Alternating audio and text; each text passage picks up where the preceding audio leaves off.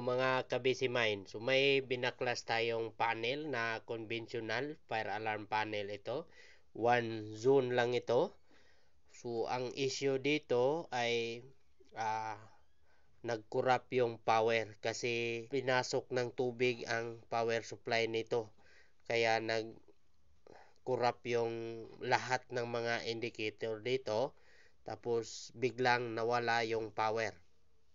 So kapag ganito ang panel electronics, so mahirapan tayo sa pag-repair ng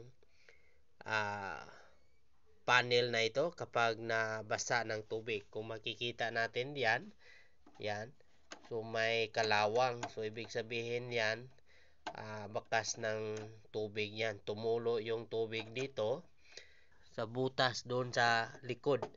Kaya napasok yung isang board ng power supply. So tandaan natin ang board na ito ay hindi transformer.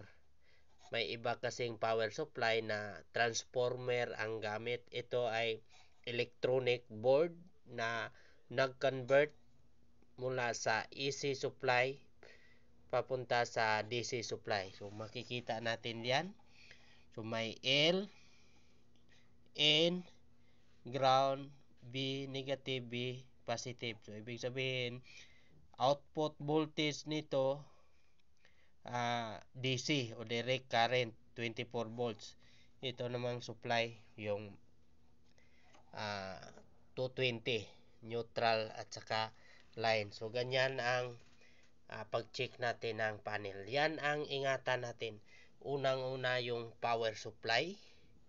Pangalawa yung backup supply na battery. Yan.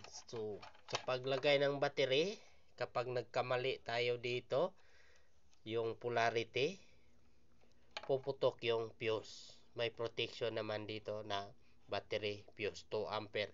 So, may extra din itong fuse. So, yan ang ingatan natin kapag naglagay tayo ng panel kasi masira talaga yung panel. Dito naman sa panel na ito, walang extra power supply niyan.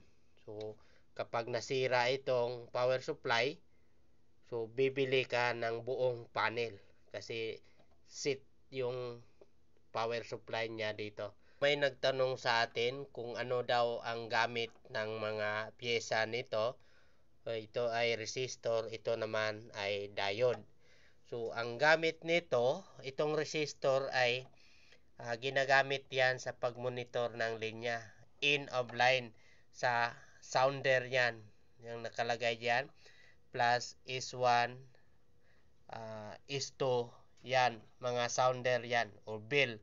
Ang color coding niya ay brown, black, at saka orange. So, yan. Dito naman sa zone, ang in of line na ginagamit ay diode. So kung makikita natin, ang value nito ay EN4001. So ganyan ang gamit ng mga pyesa na ito. Yan. So yan ang tandaan natin. Kapag hindi ito nailagay, ang panel natin ay mag-fault.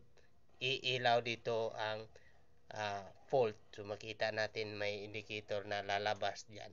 So ganyan lang ang pag-identify sa mga pyesa na ito. Mahalagang pyesa ito ng fire alarm panel.